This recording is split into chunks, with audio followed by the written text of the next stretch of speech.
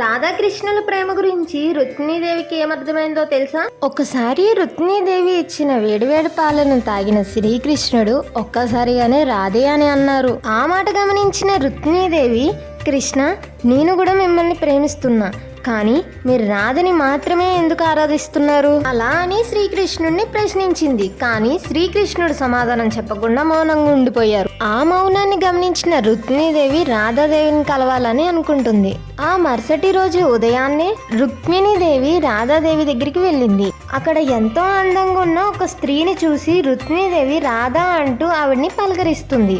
పండు వెన్నెల లాంటి స్వచ్ఛమైన నవ్వుతో ఎంతో అందంగా ఉన్న రాధాదేవి ఒళ్ళంతా బొబ్బలెక్కి ఉంటుంది. అది చూసిన రుక్మిణీదేవి, ఏంటి రాధా, ఏమైంది అని అడుగుతుంది. నిన్న రాత్రి కృష్ణయ్యకి మీరు ఇచ్చిన వేడివేడి పాలే ఇందుకు కారణమని రాధాదేవి రుక్మిణీదేవికి బదులు ఇచ్చింది. దానితో శ్రీకృష్ణుడి హృదయంలో రాధాదేవే ఉంటుందని, వాళ్ళు ఇద్దరిగా ఉన్న ఒకటే అని అర్థమయ్యింది రుక్మిణీదేవికి. కానీ రుక్మిణీదేవికి తెలియకుండానే కంట్లో నుంచి నీళ్లు తిరిగాయి.